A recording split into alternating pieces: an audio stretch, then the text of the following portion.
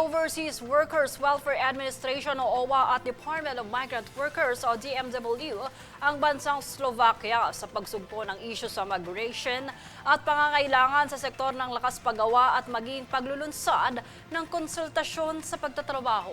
Tunghayan ang ulat mula rito. Nakipagpulong ang mataas na delegasyon mula sa Department of Migrant Workers o DMW at Overseas Workers Welfare Administration o OWA kay Philippine Honorary Consul sa Slovakia. Ito ay upang talakayin ang mga pangunahing issue sa labor migration at pangangailangan ng mga manggagawa sa hinaharap. Layunin ng pagpupulong na maitatag ang isang labor consultation mechanism.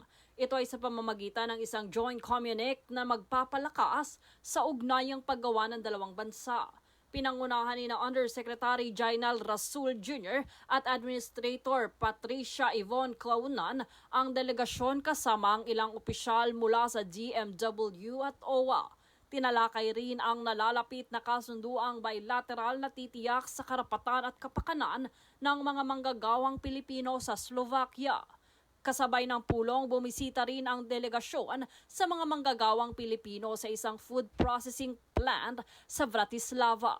Ibinahagi ni Marvin Ayaso, isang OFW na dating nasa Hungary, na maayos ang kanilang kalagayan at pinapahalagahan ang kulturang Pilipino sa kanilang pinagtatrabahuan.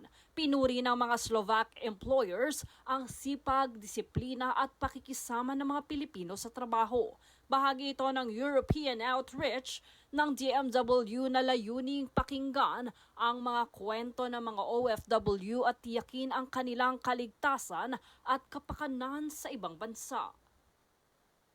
Jade Buhoy, nag-uulat para sa Golden Nation Network.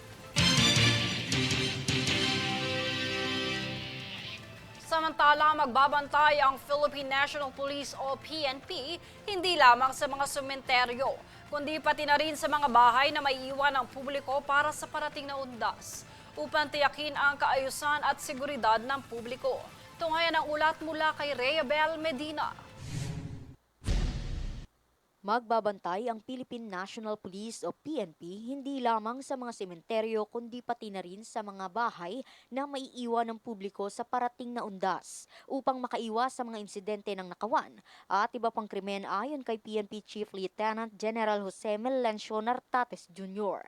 Batay kay Nartates, nakipag-ugnayan sila sa mga kapulisan ng barangay para sa pagtitibay ng proteksyon at seguridad ng mga ari-arian ng mga residenteng nasa probinsya o sementeryo. Ayon sa mga opisyal, aabot ng higit 31,000 ang kapulisan na ipapakalat sa higit 5,000 sementeryo, Memorial Park, Columbarium at pangunahing kalsada na magsisimula sa October 29 hanggang November 3. Bukod dito, makikibahagi rin sa pagtutok at pagbabantay ang halos 11,700 personnel mula sa Armed Forces of the Philippines, the Bureau of Fire Protection at Philippine Coast Guard. Gayon din ang higit 30,000 na mga barangay tanod at volunteers. Ayon pa sa PNP, kabilang sa kanilang paghahanda, magtatalaga rin sila ng 5,169 Police Assistance Desk upang gabayan at masiguro ang kaayusan at kaligtasan ng publiko sa paggunita ng parating na undas. Samantala, pinalakas rin ng PNP ang paggamit ng mga teknolohiya gaya ng mga CCTV networks, drone footages at iba pang mga devices na makakatulong sa seguridad ng mga individual sa mga transport terminals at maging sa mismong mga sementeryo. Mahigpit na paalala ni Artanes, iwasan ang pag-post ng real-time updates sa mga social media platform habang nasa sementeryo upang hindi mabigyan ng pagkakataon ang mga masasamang loob. Dagdag pa ng hepe, hindi lamang ang mga pisikal na lugar ang dapat nilang tutukan, kundi pati na rin ang digital space sapagkat laganap na rin ang mga scammer o mga maling impormasyon dito. Rhea Bel Medina, nag-uulat para sa Golden Nation Network. Nailigtas naman ang Department of Migrant Workers o DMW ang 32 marinong Pilipino na inabuso at minaltrato ng kanilang employer sa bansang Fiji. Ayon sa ulat, biktima sila ng contract substitution, delayed na sahod at pagmamaltrato, maging ang kulang din na sahod. Punso nito, titiyakin ng pamahalaan ang proteksyon at karapatan ng mga OFW. Paalala rin ng DMW, siguraduhin rehistrado at legal ang mga recruitment agency.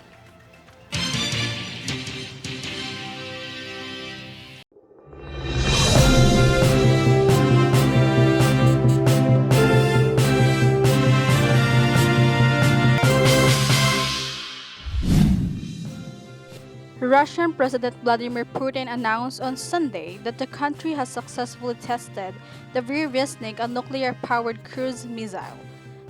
Chief of General Staff Valery Gerasimov reported to Putin that the test took place on Tuesday, with the missile flying for about 15 hours and covering a distance of 14,000 kilometers. He added that this is not the attainable limit.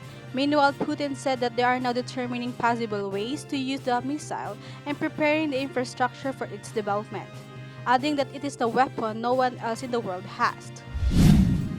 United States President Donald Trump co-signed the historic ceasefire agreement between Thailand and Cambodia on Sunday. The deal was signed by Thai Prime Minister Anutin Charnvirakul and Cambodian Prime Minister Han Mone, along with U.S. President Trump and Malaysian Prime Minister Anwar Ibrahim. According to Trump, the peace agreement includes the release of 18 Cambodian prisoners of war. 18 Cambodian prisoners of war will be released, and under this agreement, observers from ASEAN countries, including Malaysia, will be deployed to make sure that the peace prevails and endures. I have no doubt that it will.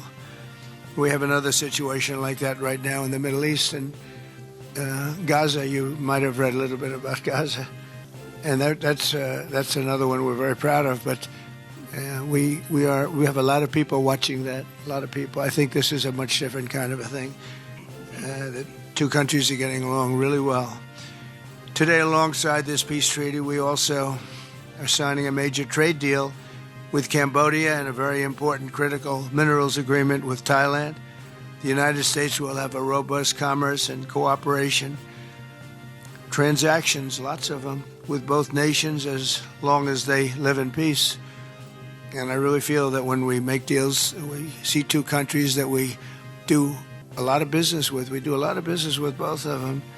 We have to use that business to make sure they don't get into wars. But this is going to be a very long peace. For the United States, I'm proud to help settle this conflict and forge a future for the region where proud independent nations can prosper and thrive, safety, security, and peace. Two U.S. Navy aircraft crashed separately into the South China Sea on Sunday, according to U.S. officials.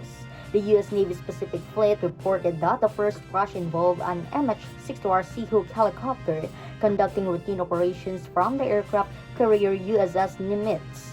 In a report, the incident occurred while U.S. President Donald Trump was in the region for his first Asia visit of his second term.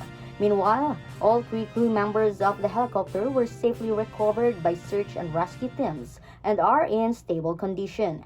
However, both incidents are currently under investigation.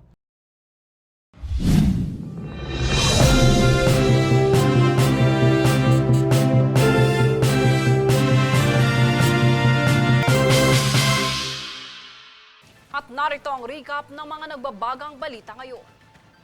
Sa ulo ng mga balita, higit 8,000 kaso ng dengue na itala sa unang 2 linggo ng Oktubre. Taas presyo sa mga bulaklak, inaantabayanan sa nalalapit na undas. LTO inirekomenda ang lifetime ban sa lisensya ng road rage drivers. PPA naglabas ng core travel essentials ngayong undas. PNP magbabantay sa mga bahay na may iwan ng publiko sa undas para makaiwas sa nakawan. DMW na iligtas ang 32 marinong naabuso sa bansang Fiji. Batas at pantay na balita, komprehensibong ulat para sa pulso ng masa. Ito ang News Foods.